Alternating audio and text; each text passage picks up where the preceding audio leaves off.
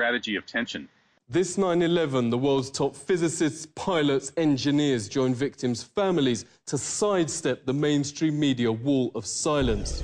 Huge billboards on Times Square and across the states confront the fact most Americans don't know a third giant tower on 9/11 wasn't even hit by a plane, yet somehow collapsed in free fall. At 5:20 p.m., World Trade 7 suddenly, neatly and symmetrically just folded like a pancake. This is high school physics. A building cannot do free fall with 40,000 tons of structural steel in its structural system without it being blown up.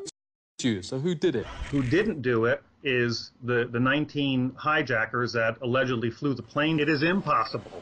It is impossible to melt that steel by the office fires, the jet fuel, or the collapse itself. It's a physical impossibility.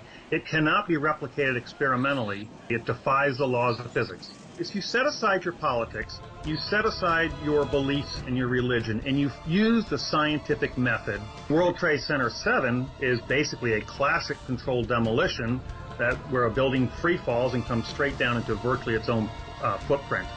The only explanation that explains all the evidence, the nanothermite, the iron microspheres, the high temperatures found out there, the free fall, the uniform, what I call the uniform acceleration of the towers, when those came down, there was no impact or jolt when it hit the undamaged section below. Because there was no jolt, something blew those towers out, allowing it to uniformly accelerate downward. The only thing that makes any sense at all from a scientific perspective is that those towers were blown up. How do you feel first losing your son and now being portrayed as the bad guy? My son died. He died from an explosion. I can prove that beyond a reasonable doubt. If I was in a courtroom, a jury cannot not accept that as proof.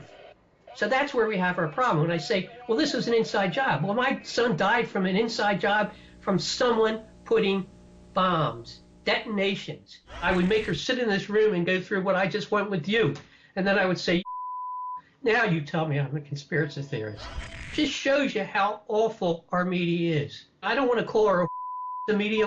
She makes over $1 million, and they tell her what to say. One newspaper reporter, and is from the Philadelphia area, was very upfront with me. She said, you know, Bob, she says, as a reporter, I am the problem because we will lose our jobs. If I take that, just that little bit you just said, to the editor, he will crush it.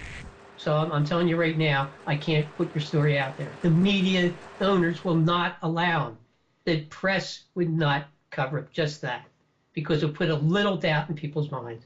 Yeah, who do you blame for all this? The people of the United States are just as much to blame because they just want to believe that we are good people. We are an exceptional country. But this is what governments do. You know, it's very Machiavellian. Now we have an endless war on terror. I know what these people in Iraq, I know what these people in Syria, I know what these people in Libya, Afghanistan we're going through because they're all losing children. And that's what it's all about. Everybody's losing family members. And it's pure hell.